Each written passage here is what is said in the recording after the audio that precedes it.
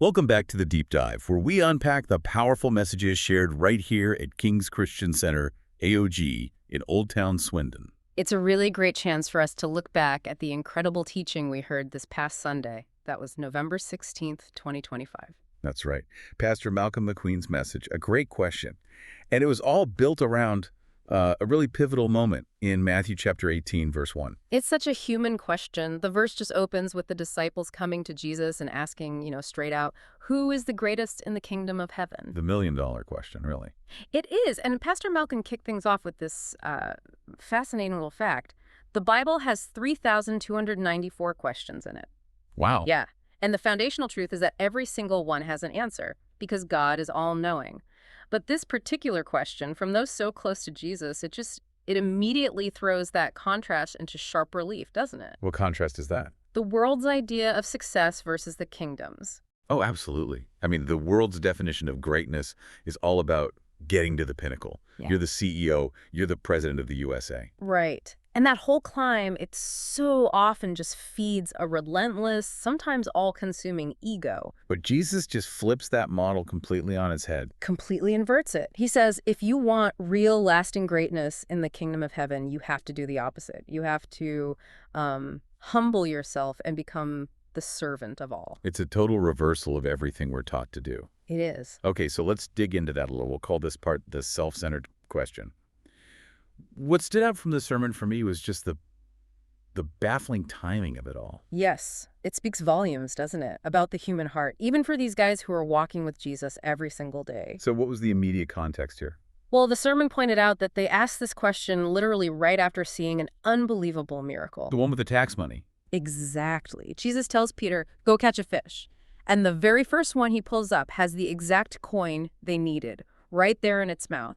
I mean, just an incredible display of divine provision. And their next thought isn't, wow, how can we serve this incredible God? No, it's, so which one of us gets the corner office in the kingdom? And Mark's gospel confirms this wasn't a one-off thing. It says they were continually disputing among themselves about who was greatest. And what's crucial is when they were doing this disputing. Right. Jesus is in the middle of talking about his impending arrest, his death, his resurrection. He is focused on the salvation of the world. And they're focused on their internal hierarchy. That's the critical takeaway here. Pastor Malcolm made it so clear, asking these self-referential questions like, who's the greatest among us? Yeah. Well, it's the clearest sign of self-centered thinking. Because if you're focused internally on yourself, you miss the entire point. You miss the vast, glorious external purpose of the kingdom. The moment you start comparing yourself to others, you lose sight of the one true measure. The focus has to be Christ-centered. Of course. Yeah. I mean, if you're walking with the Son of God, the answer to who is the greatest is just. Yeah. It's staring you in the face. It's Jesus. Exactly. And that realization sort of moves us into Jesus's answer, which gives them the way out of that self-centered mindset. Right. He doesn't just scold them.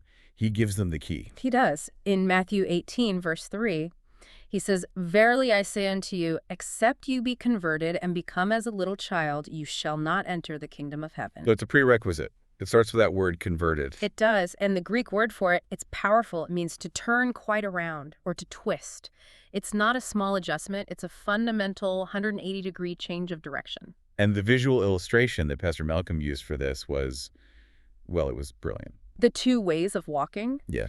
So picture someone walking away from the sun. The sun is at their back, what's always in front of them. Their own shadow. Their own shadow. They're constantly aware of their past, their faults, their failings. The past just dominates their view. But conversion is that twist, that 180-degree turn. You turn around to walk toward the sun, or rather, the Son of God. And now, suddenly, where does your shadow fall? It's behind you. It's behind you. All the past sin, the guilt, the shame, it's all behind you in the light. Your debt is canceled. You're walking in the light. Which means, as the sermon put it, the best of your life is not in the past, but rather it is in the future. That's real hope. It is. But it's so important to stress this isn't something we do in our own strength. Right. It's not a human effort. We see that with Nicodemus, don't we? Yeah. This brilliant Pharisee, he just couldn't grasp the idea of being born again. He couldn't. He's asking, how can an old man go back into his mother's womb? He was thinking physically. And then Jesus had to explain, no, you must be born of water and of the Spirit.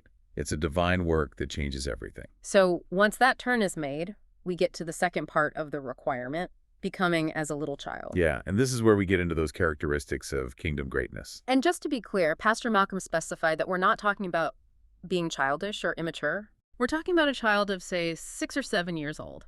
That time of pure dependency and curiosity before all the self-conscious striving really kicks in. Yeah, that's a great distinction. So he outlined 5 characteristics. The first one was being helpless. A little child is totally 100% dependent on their parents for everything. Food, shelter, love. And the world teaches us the exact opposite. Be independent. Be self-sufficient. But in God's kingdom, we have to reverse that. We have to become radically dependent on God. Jesus himself modeled it. He said, I of myself, I can do nothing. If the Son of God needed that total dependence on the Father, how much more do we? And here's the paradox. That dependence is actually the source of our greatest strength. It's not about what we can do, but what he can do through us. Which lets us claim that counterbalance. I can do all things through Jesus Christ who strengthens me. Exactly. Okay, the second characteristic is loving. A child's first response, especially in a loving home, is just. It's pure, unrestrained love. And this ties right back to the greatest commandments. Love God and love your neighbor as yourself. The sermon really highlighted that last part. Loving yourself. Yes. Self-acceptance. If you're still walking in your own shadow, condemning yourself, it's almost impossible to really accept yourself. But if God has forgiven you, if he's accepted you through that act of conversion, then there's no basis left for self-condemnation. And that freedom allows you to love others without condition. Which leads to the third point, obedient. Jesus made it clear that obedience is the proof of our love. And for a child, they obey their parents because they want to please them. It's about trust, isn't it? The sermon mentioned that Jesus learned obedience by the things that she suffered. Obedience is about staying in the box. Right. Staying within the wise limits God sets up, not because he's restrictive, but because going outside those limits, well, it brings consequences. It's for our protection. Okay. And number 4 was forgiving. Children are just remarkably forgiving. They don't really hold grudges. Oh, that anecdote from the sermon was perfect. The 2 boys have a huge argument after school. A screaming match. A screaming match, yeah. But the next morning. They've completely forgotten about it. They're best friends again, ready to play. Meanwhile, their mothers. Their mothers are still holding on to this big problem days later, nursing that slight. It's such a perfect picture of the weight we choose to carry as adults. And the logic is inescapable. If Jesus has forgiven us a debt we could never, ever repay, how can we withhold forgiveness from others? Unforgiveness just chains you to the past. That's all it does. Okay, and the final one, number 5, ever learning. The favorite word of a 6-year-old. Why? Why? Constantly. They have this insatiable hunger to understand. And that has to be us as believers. Life is the university of life, and our textbook is the Bible, and our teacher is the Holy Spirit. And conversion changes our whole relationship with that book. It does. Because when you meet Jesus, the living word, you're essentially meeting the author. And suddenly the book isn't just a dusty old text anymore. The author is there to explain it to you. Through the Holy Spirit, yes. That hunger to learn, to dig into the word, is what fuels our growth. So let's bring it all back to that great question the disciples asked. Who is the greatest in the kingdom of heaven? And the answer is, well, it's unequivocal.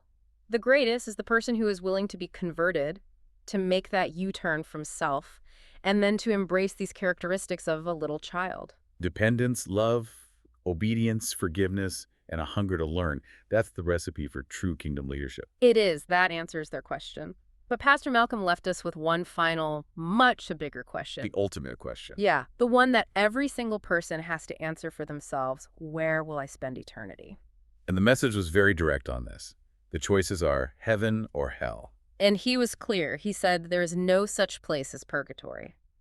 The answer to that ultimate question is found and secured in that one foundational act of conversion. Turning toward the sun. When you make that turn, heaven becomes your assured eternal home. That is such a powerful summary of the message from Sunday. We really do encourage you, just this week, think about those 5 characteristics. Maybe ask which one you need to lean into a little more. And if you want to listen to the sermon in its entirety or, catch up on any of our previous messages from KCC, AOG, Old Town, Swindon, you can find everything on our YouTube channel. That's right. Just head over to YouTube and search for us. The channel is at KCC AOG, Old Town, Swindon, UK. Thank you so much for joining us for this deep dive. We look forward to sharing more Kingdom insights with you next time.